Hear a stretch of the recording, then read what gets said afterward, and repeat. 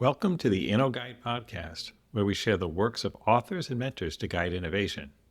In episode number 27, we're sharing Trillion Dollar Coach by Eric Schmidt, Jonathan Rosenberg, and Alan Eagle.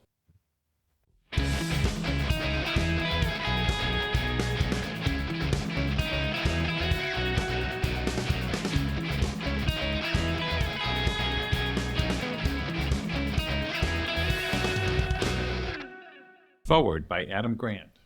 Nearly a decade ago, I stumbled upon a fascinating story in Fortune about a remarkable figure in Silicon Valley, Bill Campbell. Now, this wasn't about some groundbreaking tech or a flashy product. It was about a man who was a football coach turned sales guy. Bill wasn't a hacker or a coder, but his influence was profound. He was the kind of guy who took long Sunday walks with Steve Jobs, and the Google founders credited him as a key to their success.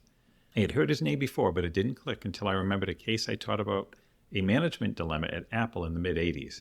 There was a brilliant young manager, Donna Dubinsky, who challenged a distribution plan from none other than Steve Jobs. Bill Campbell was her boss's boss, and he was tough, like football coaches should be. He didn't hold back. He tore her proposal apart, pushed her to strengthen it, and then stood up for her. After that, I lost track of Bill for a while, but it became clear why he was so elusive. He preferred to shine the spotlight on others rather than himself. As I was writing a book about how helping others can drive our success, I realized Bill would be a fascinating character to profile. But how do you write about someone who avoids public attention? I started digging into everything I could find about him online. And what struck me was that Bill, despite not being the biggest or the strongest, had an enormous heart. He was the MVP of his high school football team, even though he was only 5'10" and weighed 165 pounds.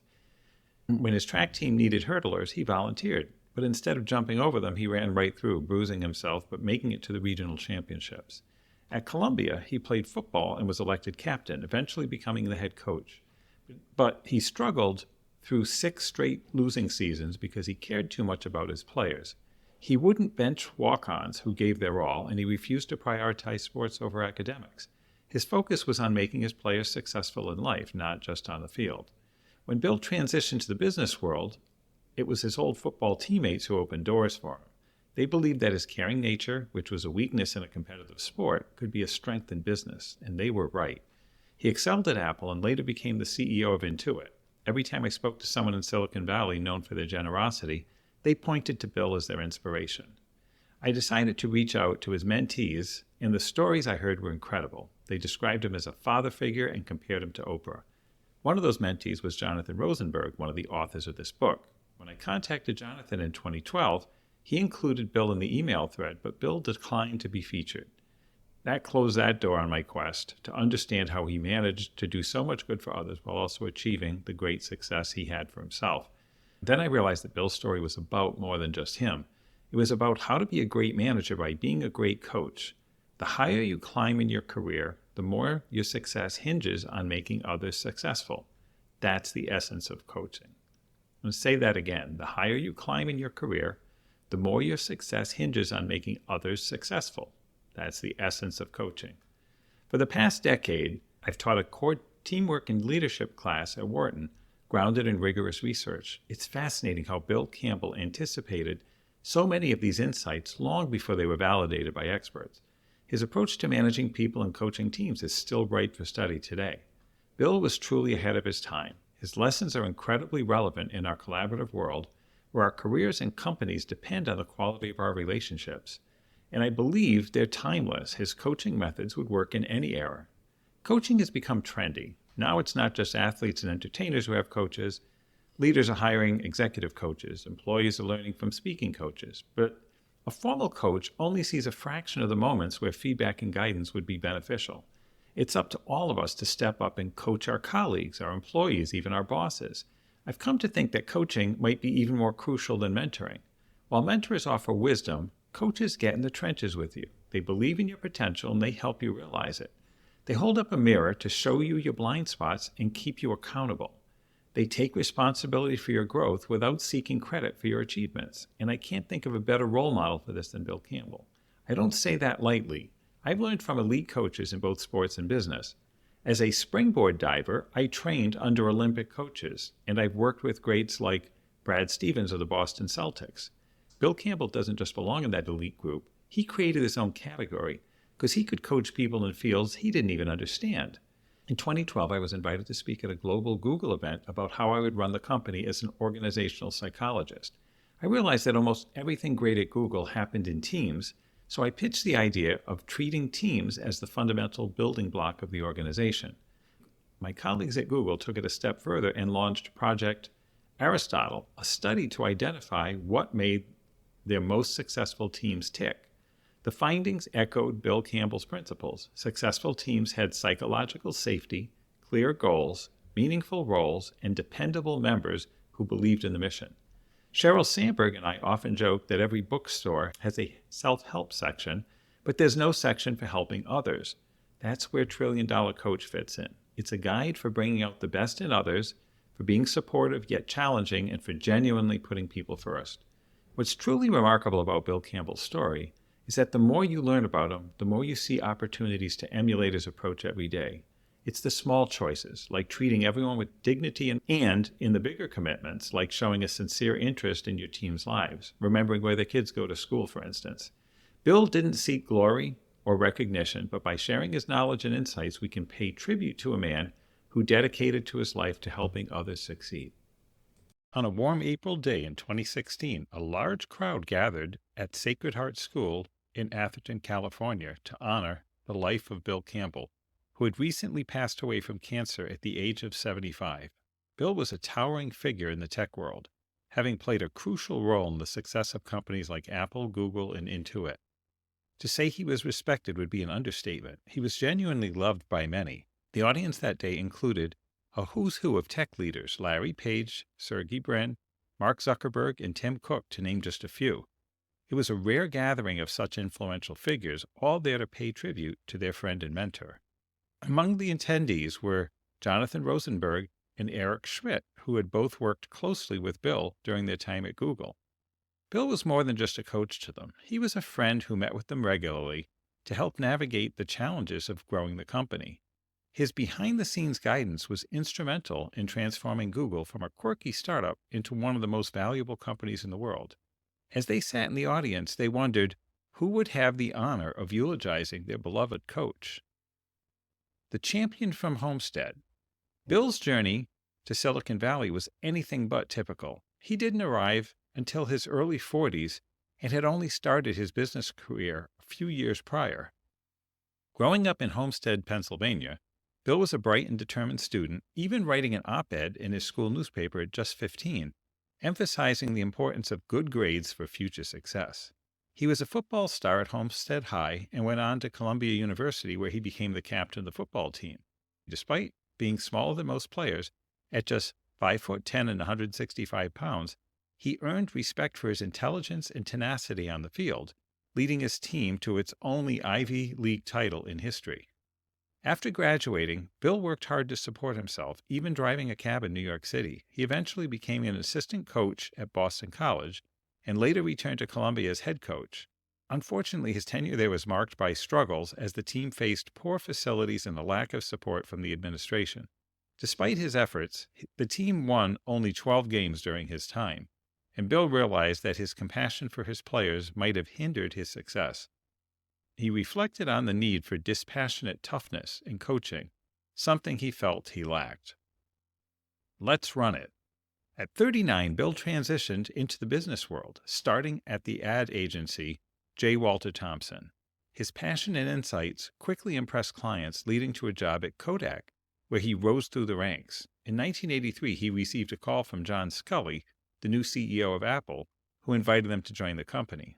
Bill felt that moving to Silicon Valley would give him a chance to thrive in a meritocratic environment. Within 9 months at Apple, Bill was promoted to VP of Sales and Marketing, tasked with launching the Macintosh. To kick off the launch, Apple produced a groundbreaking Super Bowl ad that would go down in history. Despite initial pushback from the board, Bill insisted they run the ad, which became one of the most famous commercials of all time. This bold move showcased Bill's knack for taking risks and believing in the power of creativity.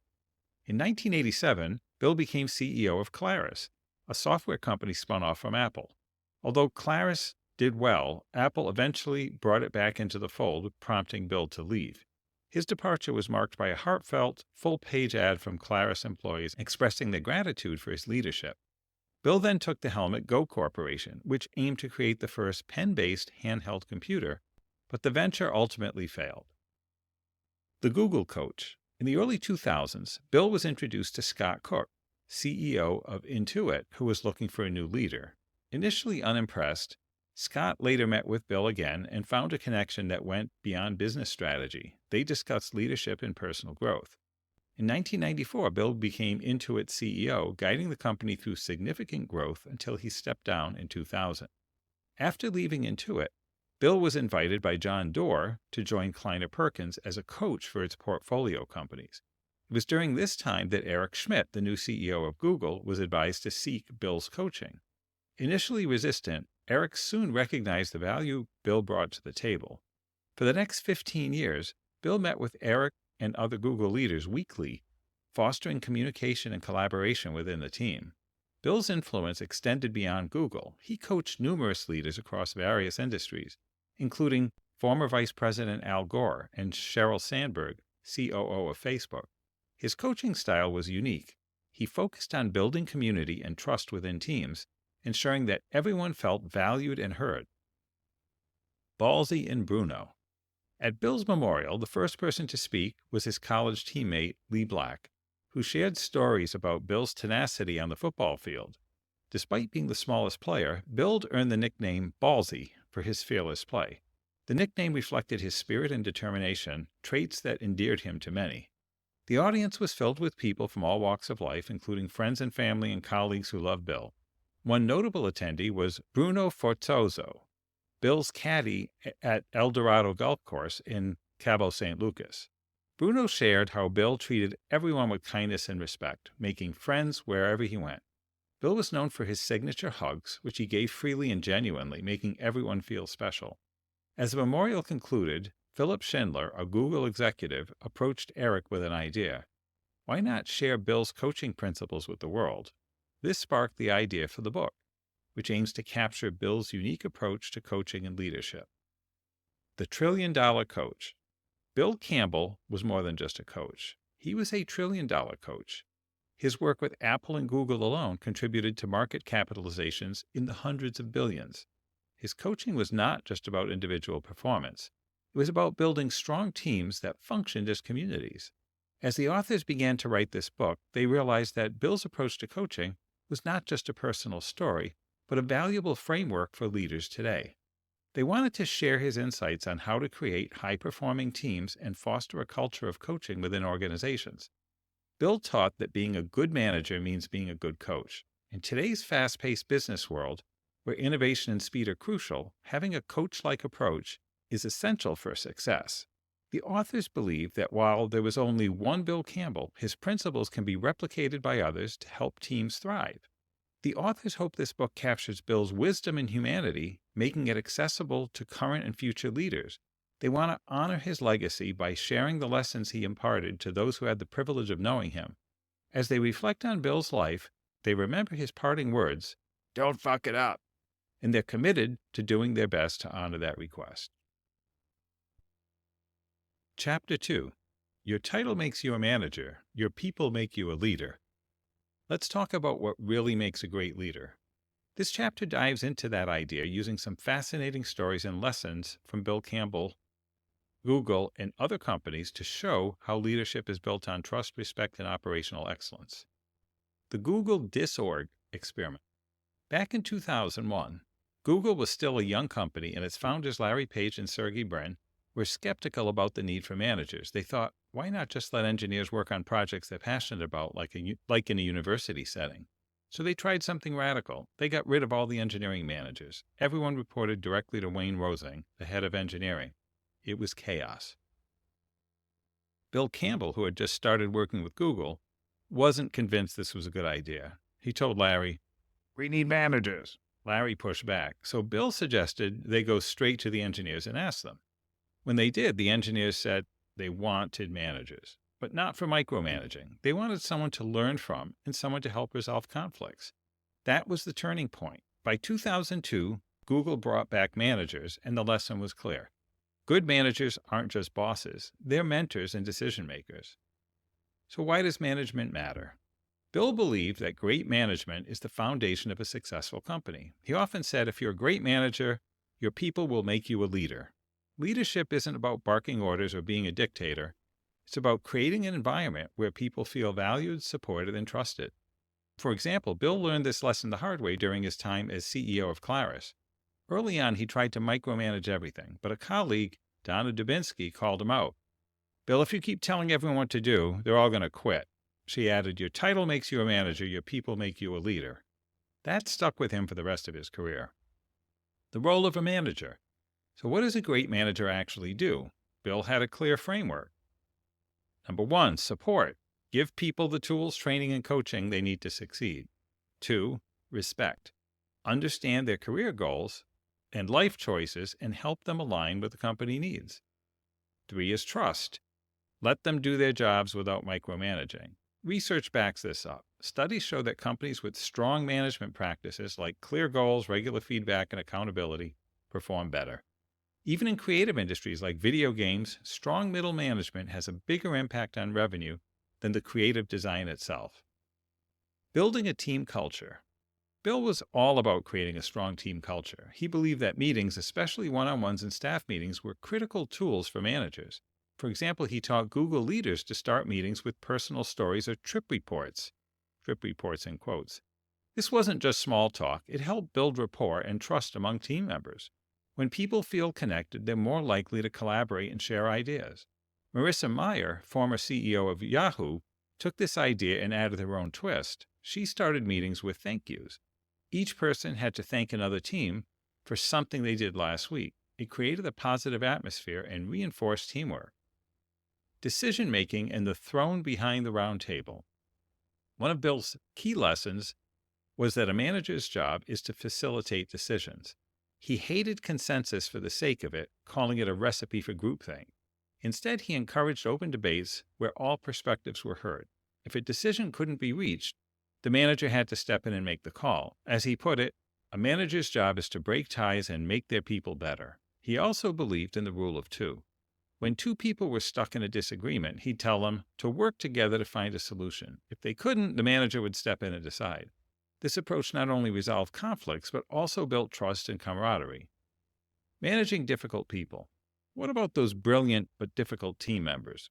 Bill called them aberrant geniuses. These are the people who deliver amazing results but can be a nightmare to work with. Bill's advice, tolerate them up to a point. If their behavior becomes toxic or unethical, then they have to go. But if you can coach them to collaborate better, the rewards can be huge. For example, Bill once worked with a manager at Google who was struggling with an aberrant genius. Bill told him, you've supported him fully. Now it's time to get him to behave as a leader. The key is to balance their brilliance with the needs of the team. It's always about the people. At the heart of Bill's philosophy was this simple truth. It's the people who make a company successful. He believed that the primary job of a manager is to help their people grow and succeed. This means treating them with respect. Even when they're leaving the company, Bill would say, let them leave with their heads held high. He even practiced firing conversations with his coachees to make sure they handled them with dignity. First principles and product excellence. When it came to tough decisions, Bill always advised going back to first principles, the fundamental truths that everyone agrees on. For example, when Mike McHugh, founder of Tell Me Networks, was faced with a tough decision about a deal with AT&T, Bill helped him focus on the company's core principles. That clarity made the decision obvious. Bill also believed that product teams are the heart of any company. He often said the purpose of a company is to bring a product vision to life. Everything else, sales, marketing, finance, exists to support that. He encouraged leaders to empower their engineers and give them the freedom to innovate. Leadership through operational excellence. Ultimately, Bill believed that leadership comes from operational excellence. It's about running a well-organized company where people are accountable, processes are clear, and decisions are made efficiently. He often reminded his coachees, great coaches lie awake at night thinking about how to make their people better. In short, this chapter is a master class in leadership and management. It's not about being the smartest person in the room or having all the answers.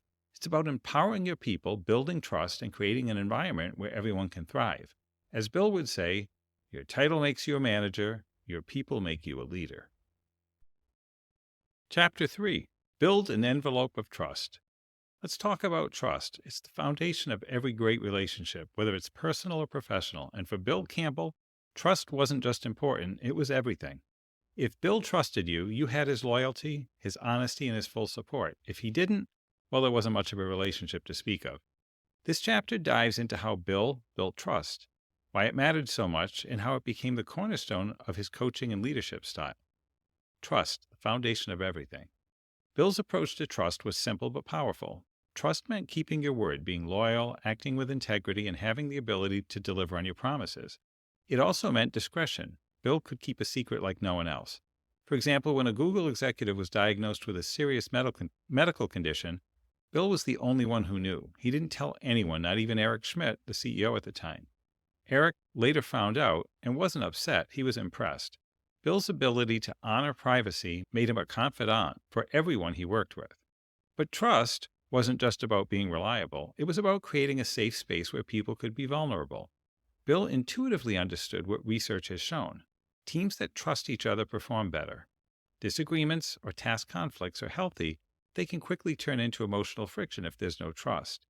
Bill's ability to build on what one colleague called an envelope of trust allowed people to argue, debate, and challenge each other without things getting personal. The power of backing your people. One of the best examples of trust in action was when Bill was CEO of Intuit. The company was having a rough quarter, and the board wanted to invest in the future, even if that meant missing short-term financial targets. Bill disagreed. He believed in operational discipline and wanted to make the numbers not just for the shareholders, but to set a standard for the team. The board wasn't convinced until John Doerr, one of the members, said, "I think we should back the coach." That moment cemented Bill's trust in John. It wasn't about who was right. It was about supporting the leader you believed in. Only coach the coachable. Bill had a rule. He only coached people who were coachable. What does that mean? It means being honest, humble, hardworking, and open to learning. If you weren't willing to be vulnerable or admit your flaws, Bill wasn't interested. Jonathan Rosenberg, a former Google executive, learned this the hard way. During his first meeting with Bill, he made the mistake of saying, "It depends on the coach," when asked if he was coachable. Bill immediately stood up to leave, saying, "Smart Alecks are not coachable." Jonathan scrambled to recover, quoting legendary football coach Tom Landry, "A coach is someone who tells you what you don't want to hear, who has you see what you don't want to see, so you can be who you've always known you could be." That saved him. Jonathan not only got the job, but also got Bill as a coach, and it changed his life. For Bill, coachability was about humility. Leadership, he believed, wasn't about you. It was about serving something bigger.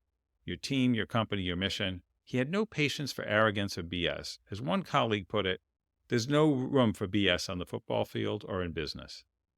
Listening like a pro. Bill was an incredible listener. When you talked to him, he gave you his full undivided attention. No checking his phone, no glancing at the clock. He was fully present. This wasn't just about being polite. It was about understanding people on a deeper level. He asked questions, lots of them. He used a Socratic approach to uncover the real issues they were facing. For example, Ben Horowitz, a venture capitalist, said Bill never told him what to do. Instead, he'd ask question after question until Bill figured out the answer himself. This approach wasn't just effective, it made people feel valued. As one study found, when leaders listen and ask thoughtful questions, it boosts people's sense of competence, belonging, and autonomy, all key drivers of motivation. Candor with care. If there's one thing Bill was known for, it was his honesty. He didn't sugarcoat things, but his feedback always came from a place of caring. For example, when Dan Rosenwig, CEO of Chegg, gave a celebratory presentation about stabilizing the company, Bill walked into his office wearing a green accountant's visor and said, "Congratulations, you're the most successful non-growth CEO in the Valley." It was a tough message, but it was delivered with humor and love. Dan got the point. Saving the company was just the first step. Now it was time to grow. Bill's candor worked because people trusted him. They knew he wasn't trying to tear them down. He was trying to make them better. He also believed in giving feedback immediately and privately. Diane Green, a Google Cloud executive, learned from Bill never to embarrass someone in public. Instead, she'd praise them publicly and save the constructive feedback for a private conversation. This approach made people feel safe and supported even when they were being critiqued. Be the evangelist for courage. One of Bill's greatest strengths was his ability to inspire courage. He believed in people more than they believed in themselves and pushed them to take bold risks. For example, when Twitter was negotiating a deal with Google, the team wanted to play it safe. Bill told CEO Dick Costello, "This is onesie-twosie stuff. Go big." The team took his advice, and the deal became a major success. Bill's encouragement wasn't blind cheerleading. He had a keen eye for talent and knew when people were capable of more than they realized. His confidence in others was contagious. As one CEO put it, "He gave me permission to go forth." This kind of support is especially important during tough times when morale is low and people need a boost to keep going. Bring yourself to work. Bill believed that people are most effective when they can be their authentic selves. He encouraged everyone he coached to embrace their full identity, even if it didn't fit the traditional mold of Silicon Valley. For example, Dave Drummond, Alphabet's head of corporate development, is African American and often felt out of place in the tech world. Bill told him to see his background as a source of strength, not something to hide. Similarly, Shelley Archambault, a former CEO, said, Bill encouraged her to dress and act in a way that felt authentic, rather than trying to conform to others' expectations. This advice wasn't just about personal fulfillment, it was about building trust. When people are authentic, they're more respected by their colleagues, and they create an environment where others feel safe to be themselves too. In the end, Bill's success as a coach came down to a few key principles. Build trust, coach only the coachable, listen intently, be honest and candid, inspire courage, and encourage people to be their authentic selves. He didn't just give advice, he created an environment where people could grow, thrive, and achieve more than they ever thought possible. As one of his coachees put it, with Bill, it wasn't so much about what he said, it was about who he was. Chapter 4, Team First. Let's talk about teams. Bill Campbell believed that teams were everything. You can't accomplish anything meaningful without a great team, and for Bill, the team always came first.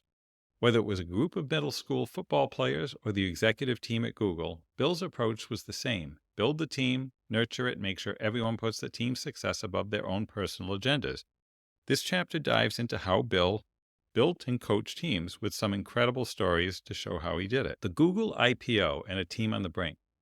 In 2004, Google was preparing to go public, and the company founders, Larry Page and Sergey Brin, wanted to create a dual-class stock structure. This meant the public shareholders would get 1 vote per share, but insiders like Larry, Sergey, and Eric Schmidt, the CEO, would get 10 votes per share. It was a controversial move, but Larry and Sergey believed it was essential to protect Google's long-term vision. They didn't want the company to be at the mercy of short-term market pressures. Eric supported the idea and made the case to the board, but the discussion stirred up tension. Some board members even suggested that Eric step down as chairman to bring in someone more independent. Eric was hurt. He felt he'd done a great job as CEO and chairman, and now on the eve of the IPO, they wanted to demote him. He called Bill, angry and emotional, and said, "I'm going to quit Google." Bill's response, "Okay, when?" That's classic Bill. He didn't react emotionally. He just got to work.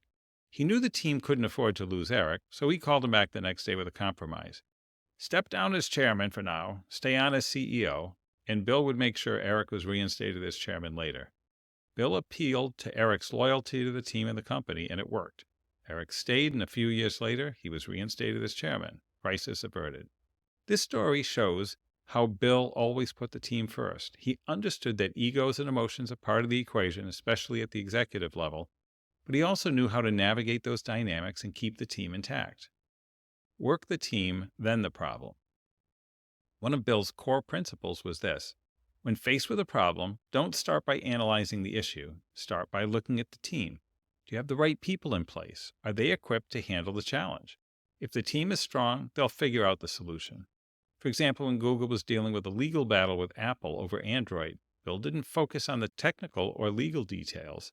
Instead, he advised Eric to put the right person in charge of managing the relationship with Apple. That person was Alan Eustace, who became the chief diplomat and helped keep the situation from spiraling out of control. Bill's focus was always on the people first. Pick the right players. Building a great team starts with picking the right people. Bill had a simple formula for what he looked for in team members: smarts, hard work, integrity, and grit. He didn't care if somebody was the smartest person in the room. He cared about their ability to learn quickly, work hard, and bounce back from setbacks. He also valued empathy and a team-first attitude. One of Bill's favorite ways to assess someone's mindset was to listen to their pronouns. Did they say I a lot, or did they say we? The latter was a sign of a true team player. He also paid attention to how people handled setbacks. Did they get back up and keep going, or did they let their ego get in the way? A great example of this is Jonathan Rosenberg, a Google executive who struggled after his role was eliminated during a reorganization. Jonathan felt hurt and saw the new roles he was offered as a demotion. Bill was disappointed. Jonathan was letting his ego get in the way of what was best for the team. Bill didn't give up on him, though. He kept coaching Jonathan, and eventually Jonathan found his way back into a meaningful role at Google. Pair people up. Bill believed that peer relationships were critical to a team's success.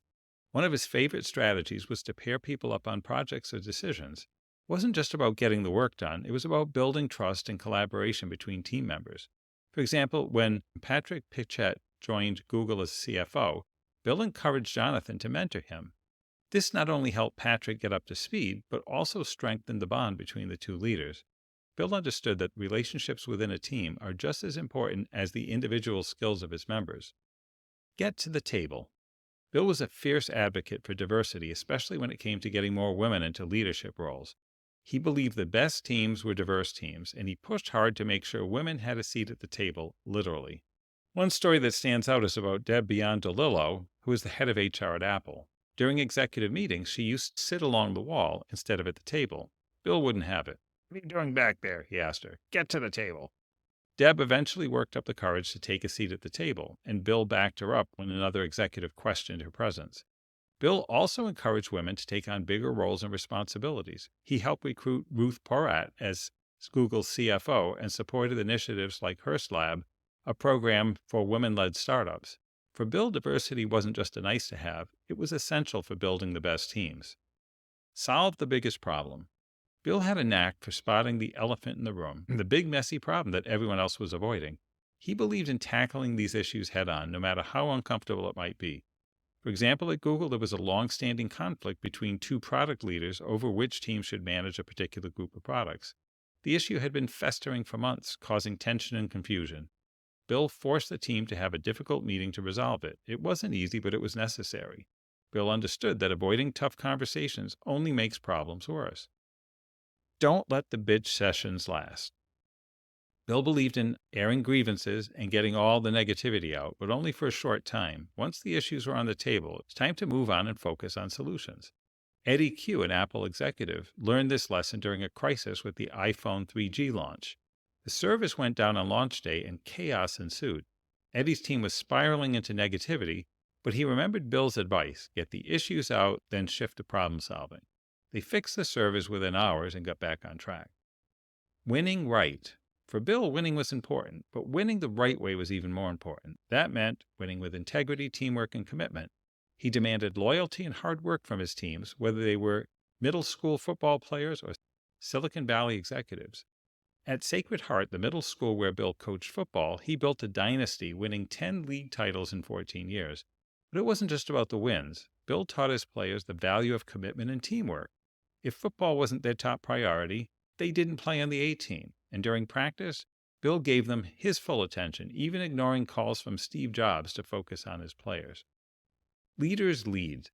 One of Bill's most important lessons was that leaders need to lead, especially when things are tough.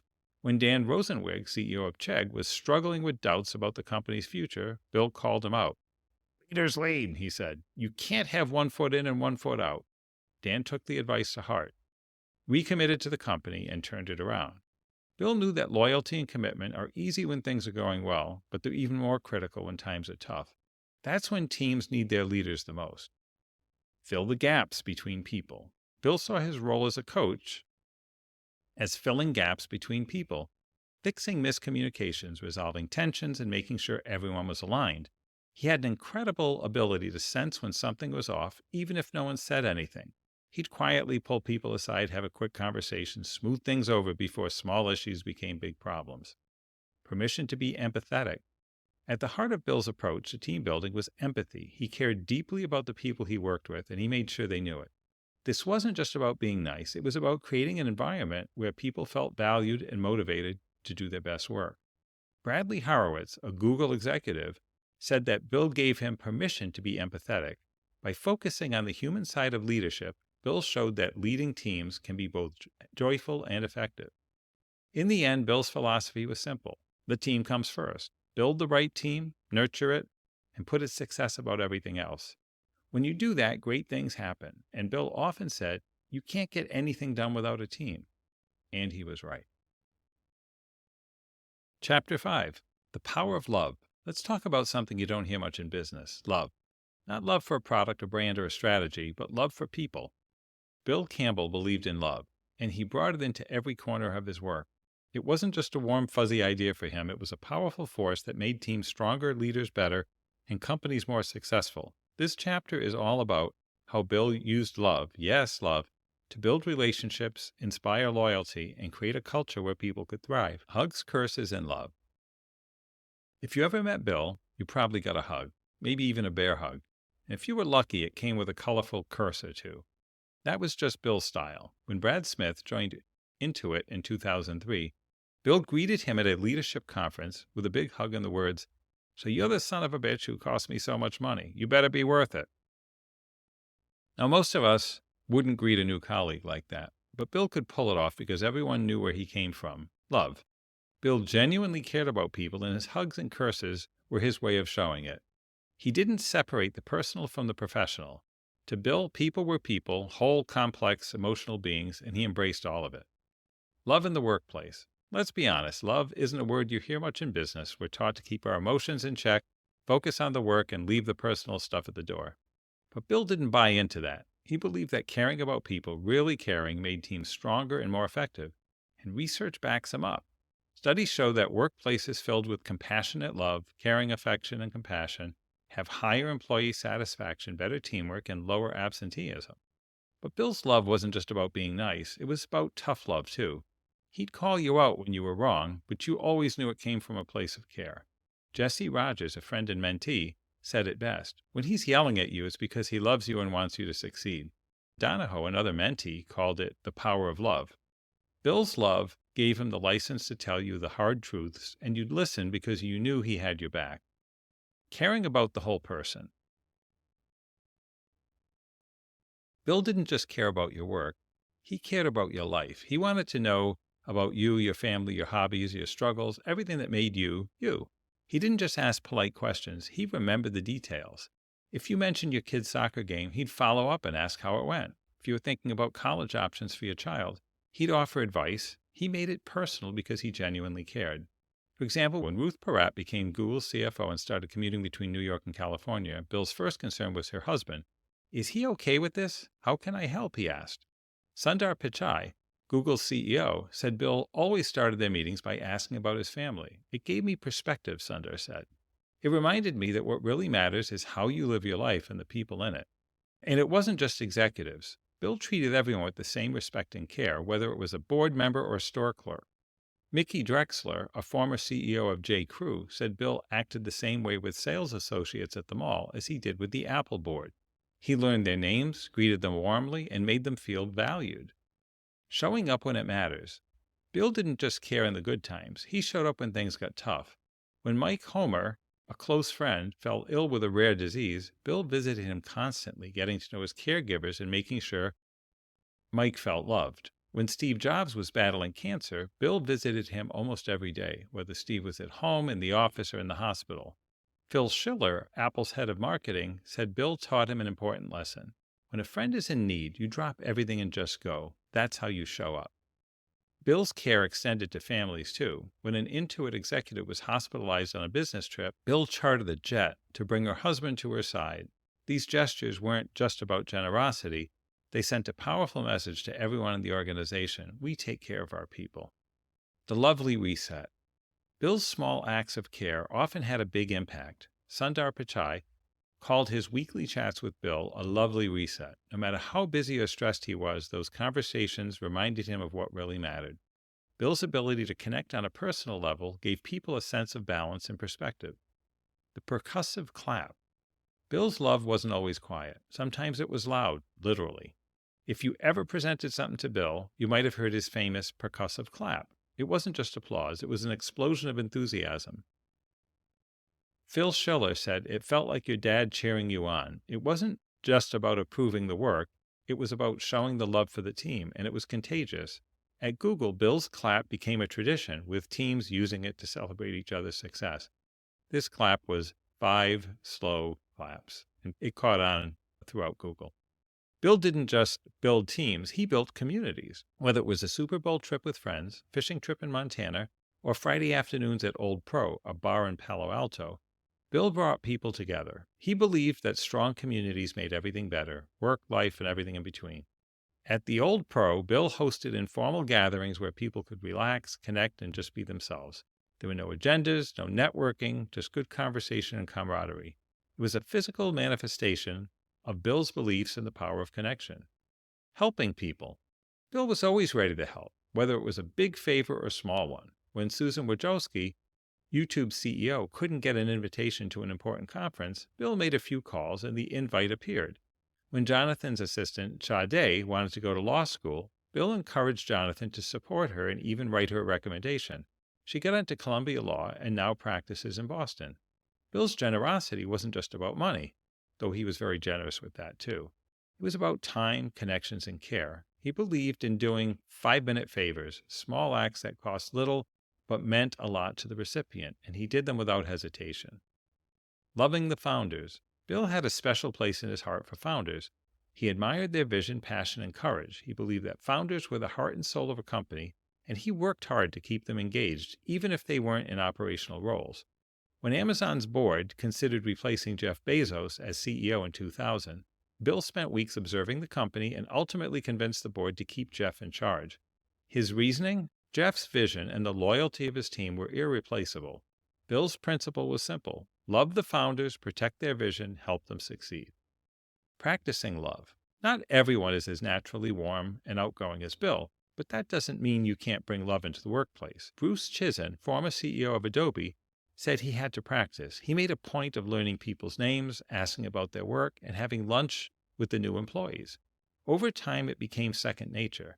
The key is to start small. Ask about someone's weekend. Remember their kids' names. Celebrate their successes. It's not about being perfect. It's about showing that you care.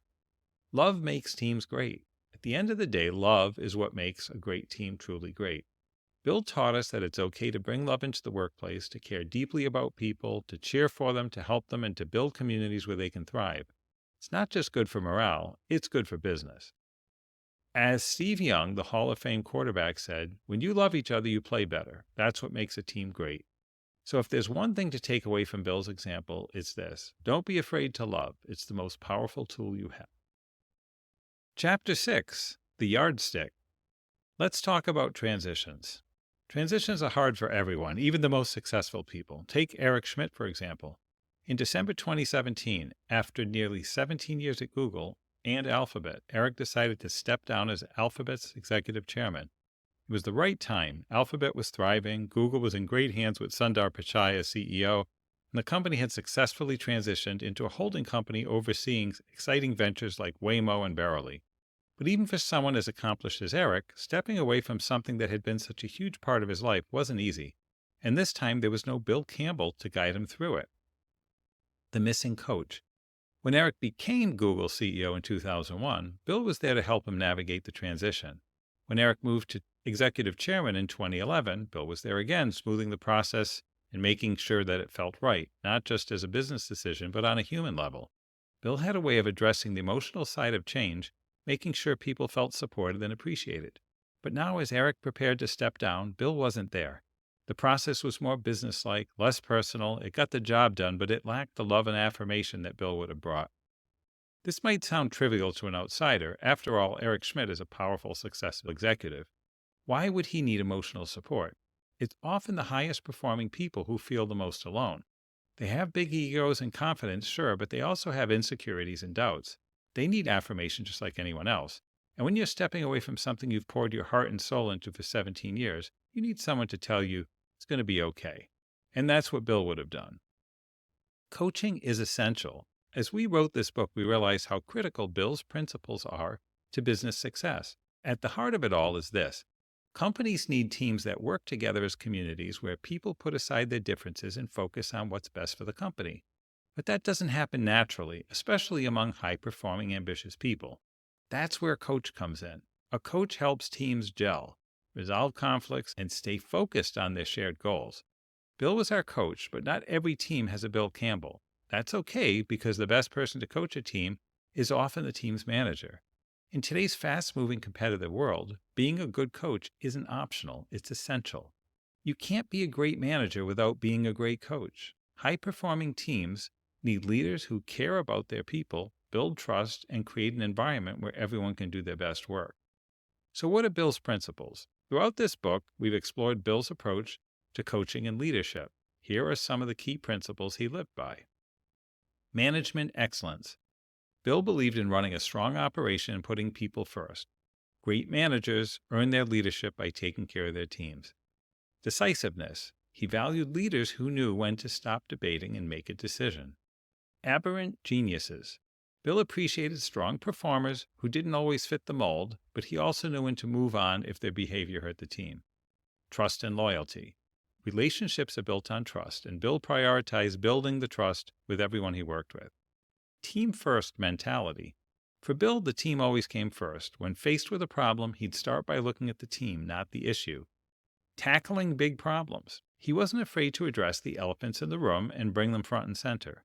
Love and authenticity. Bill believed in being yourself at work and bringing love into the workplace. He cared deeply about people and built communities wherever he went. Helping Eric move forward. When Eric stepped down, Jonathan Rosenberg, one of the authors, realized Eric needed the kind of support Bill would have given him. So Jonathan, along with Jared Cohen and Alan Eagle, started working on a plan for Eric's next chapter, which they called Eric 3.0. They didn't tell Eric what to do. Instead, they helped him figure it out for himself. They raised a small group of people who cared about Eric and surrounded him with the things he loved: big ideas, cutting-edge technology, and exciting new projects. In other words, they did what Bill would have done. They showed up with love and affirmation. The human side of business. One of Bill's greatest insights was that business is fundamentally human. People care about things like love, family, purpose, and meaning, and those values don't disappear when they walk into the office. Bill understood that if you want to create effective teams, you have to pay attention to these human values. Positive human values lead to positive business outcomes. It's a connection that too many leaders ignore, but it's essential to success. What's next? Eric's transition wasn't unique. Many leaders face the same question when they step away from a big role. What do I do next? John Donahoe, former CEO of eBay, tackled this question by interviewing dozens of people who had successfully navigated similar transitions. Here's what he learned. Number 1, be creative. Your later years should be your most creative. Use your experience and freedom to make an impact. 2, don't be a dilettante. Whatever you do, commit to it fully. Have accountability and drive. 3, find vitality. Surround yourself with energetic, inspiring people, often younger ones. 4, apply your gifts. Focus on what you're uniquely good at and what gives you purpose. 5, embrace serendipity. Don't stress about the future. Let unexpected opportunities guide you. Bill's yardstick.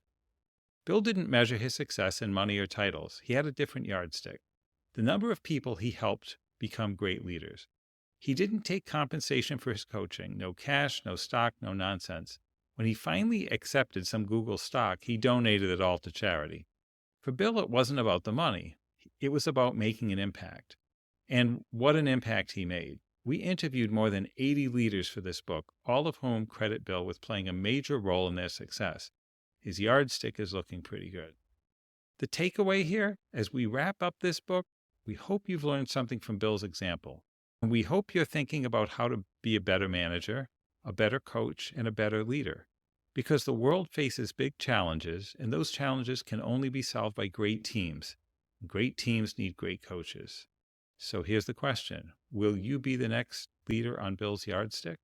The world needs you. Let's get to work.